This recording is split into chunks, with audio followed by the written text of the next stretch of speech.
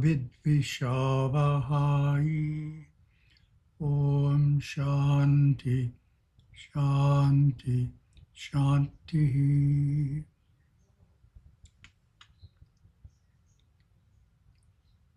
And we will attempt to share the screen here.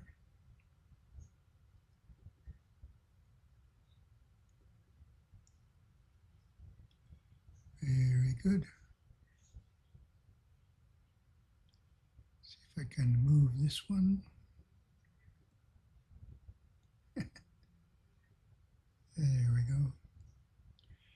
And one more thing, it all looks clearer if I remember to put on my glasses.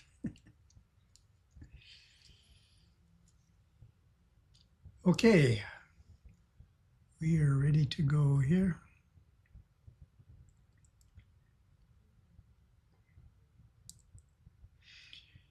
As usual, we are starting with Yoga Sutras. We are in the middle of our review of Chapter 2, which means that I get to ask you a few questions now and then. See what you remember.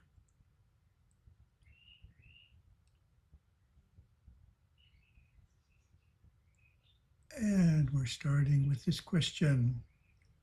What are the results of practicing the limbs of yoga?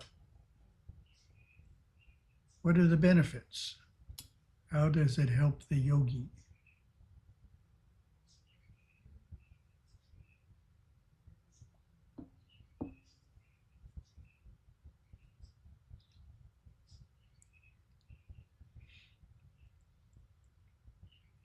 Oh, Patanjali's answer is threefold, 3 parts to it. By practicing the limbs of yoga, impurities are destroyed. That's the first part. Purifies us. Radiant wisdom manifests, which leads to discriminative realization. Being able to tell the difference between the seer and the seen, awareness and consciousness, discriminative realization. So let's see what my commentary is. This begins the section on the 8 limbs of yoga. Practice causes 3 events to happen. First, impurities dwindle. Second, with the grosser impediments removed, the radiance of the soul, jnana dipti, always there but hidden, is revealed. So that's important. Sometimes yogis try hard to make something happen. Well, the trying hard itself is a mental activity. So we don't want to try hard that way. We want to relax into it with attentiveness. It's already there, but it's hidden. Third, the ability to discriminate between the seer and the seen becomes possible. And a nice quote from Gurudeva. To the meditating yogi, darshana is more than a communication radiating out to him from an external God or Mahadeva. So that's darshana when we go to the temple in the bhakti practice. It is a radiant light shining from the sanctum sanctorum of his own Sarasvara chakra. So it's internalized. Worship for him becomes completely internal as he follows that light, that darshana, seeking to know its source. In yoga, the devotee worships the transcendent aspect of God, strengthens his body and nerve system. He disciplines the energies of mind and body. He learns to regulate his breath and to control the pranas that flow as life's force through his nerve system. In this process, the Kundalini Shakti is lifted and the multi-petal chakras unfold in all their splendor. The subtle realms within the devotee are revealed layer by layer as he methodically perfects attention, concentration, meditation, and contemplation. Next question. What in English are the 8 limbs of yoga?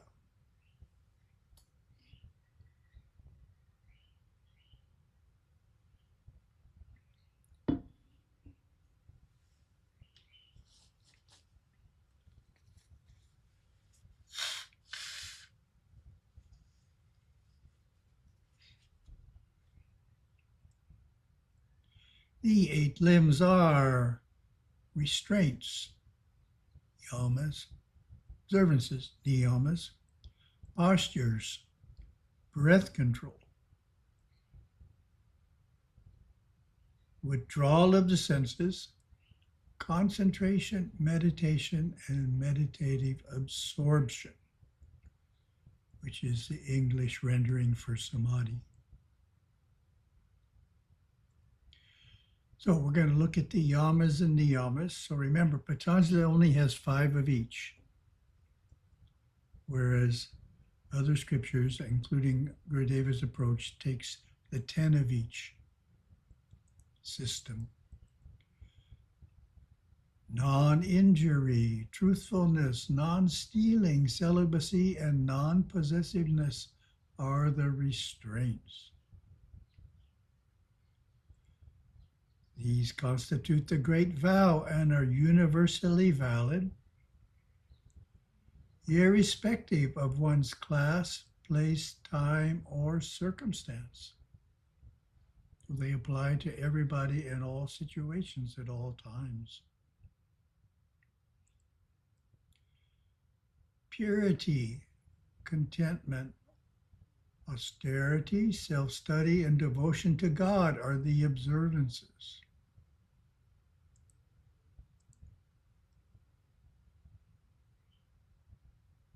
When troubled by thoughts, cultivate their opposites.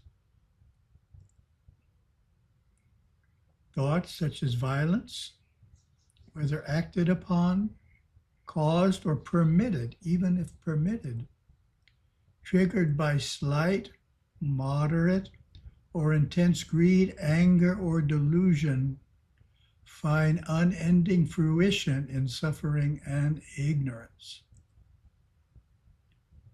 So that shows how broad the idea of non-injury is, for example. Even if we permit someone to injure someone else, we create a negative karma.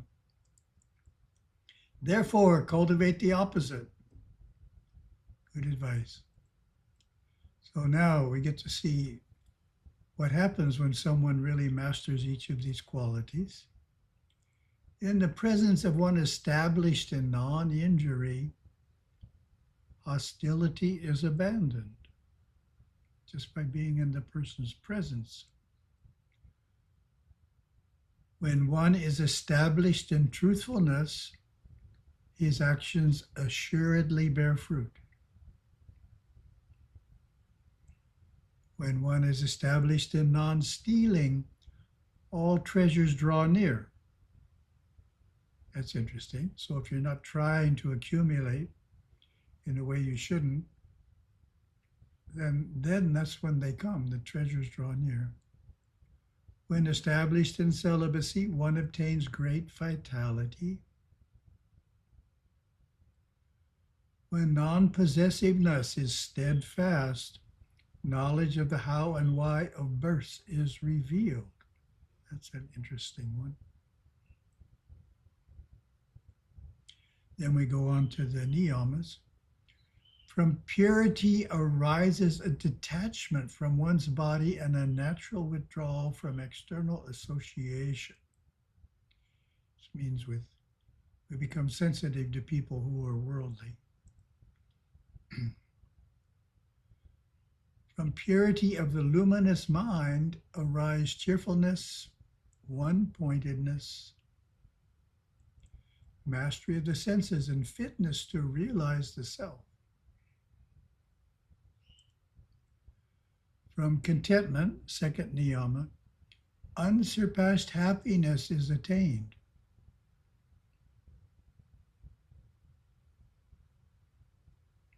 From austerity, which removes impurities, comes the perfection of the body and senses. Self-study brings communion with one's chosen deity.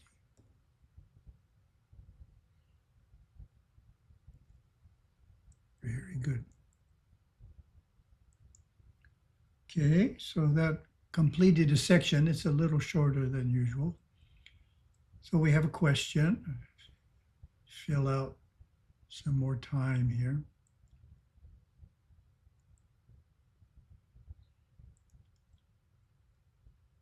In order to move awareness to an area of the mind, it appears that we must have experienced that area of the mind, i.e., we can only move awareness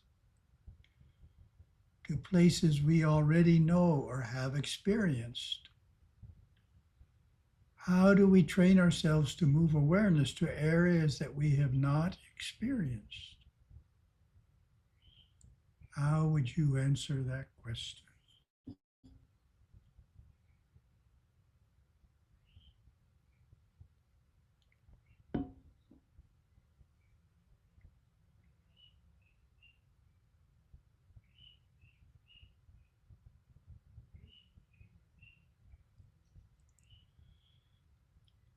It is like It is like driving a car to a new destination. We need a map. Nowadays, the only map everyone uses is GPS. Talks to us when we're driving. In using GPS as our map, it gives a number of sequential instructions to get to a location, not just one instruction. It's very precise. Drive 5 miles straight. Take exit 10. Turn left.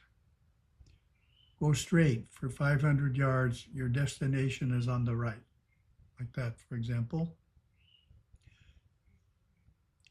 A number of sequential instructions to get to a location. Shum does the same thing for locating a new area in meditation. For example, let's take Balikana. So we need to define it. Balikana is the light of the conscious mind that lights the thoughts. Visualize a tree, then remove the tree. The light that remains is Balikana. So we have a meditation map for experiencing Balikana, just like GPS, a series of steps. So in Shum, it goes Chie Muif, Si Kam Cha Cha U, Nim Ra Nim Ling, Niif Balikana. So what does that mean? If you're not familiar, we'll say it in English. In English, begin by looking out into the exterior world through the physical eyes, which are slightly open, and at the same time looking back into the head as if one had pupils on the back of the eyeballs. So this is Chie Muif. And in the initial years of meditation, it's easier to stabilize the thinking mind if the eyes are slightly open. If the eyes are closed, it's easier for the mind to go all over the place. So having the eyes slightly opened, but looking backwards, helps stabilize the mind. Chie Muif. Next, visualize a tree. See the image of the tree and the light that lights it up. Repeat this with different trees for a few minutes, because the mind likes variety. So if you just stick to one tree, it's easier for the mind to wander. So if you go through a few different trees, it's easier to stay focused on trees. So choose the ones you like, the trees you like. Move on to the next portion of the meditation by the command Ni Imph Bali Kana, meaning move awareness to the area of the mind of Bali Kana. Okay. Meaning to focus on the light and hold it without any images appearing. So we've taken the image away. Balikana is the moon-like glow that remains where the mental pictures used to be. The mind wanders and starts to create images, quickly dismiss them and bring it back to the imageless light.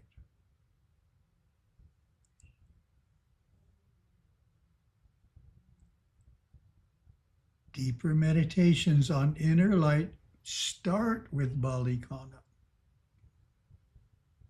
and move on to Ifche. So this is like GPS. You don't have to start over. You continue your trip from where you stopped. Okay, here I am at my first destination. The GPS doesn't take you back to the beginning. It moves you forward from the place you stopped at. Okay, continue on to the next destination. So next destination from Balikana is Ifche. So what's Ifche? Clear, brilliant inner light. So if you try and go for clear, brilliant inner light right off, probably won't find it. So we need to master Balikana first, and then we need to learn how can we move from Balikana to Ifche. So Ifche, clear, brilliant inner light. Ifche is experienced in the fields of the fifth and sixth dimension. In the fifth dimension, it is experienced as a brilliant inner light within the head, bright and clear. Sounds pretty good. But in the sixth dimension, that light glows in every cell of the body, through the torso, the hands, legs, and feet. And this next point reinforces what we're talking about. One can move into Ifche through Kalibasa once you have located Balikana. Kalibasa is regulated breath. The slight moonlight glow within the head. I'll read that again. Through Kalibasa, once you have located Balikana, you can move into Ifche through Kalibasa once you have located Balikana, the slight moonlight glow within the head. It is easy to enter the state of Ifche provided that the area of Nimra Nimling has been moved out of entirely, which means images in the mind and light. So we don't want images. We want light without images. So that gives an idea of how we can move into an area of inner consciousness we haven't previously experienced, and is through following a Shum meditation. You could call it a map. Shum meditations are like maps, GPS instructions. And this isn't the final one. There's another one that the monks do that takes you, it starts in Ifche. Then it goes into something like Isim Nadanadi, Sim Nadanadi, a couple of levels on inner light. So inner light, you have to remember, inner light is not the deepest experience. Remember what Gurudeva says, what creates inner light? Well, it's like rubbing two stones together, you get a spark. Other things cause a spark. You need to have two things come together, causes a spark. So in this case, the two things that are coming together are actinic force and odic force. Those two come together in the inner mind and create light. So if you go deep enough into the actinic force, you don't see light anymore. And then you have to come back down, and then you'll hit a point of light. Go up again, you just go into inner space. Ah, the world of Shum, huh? Fascinating world. Thank you so much.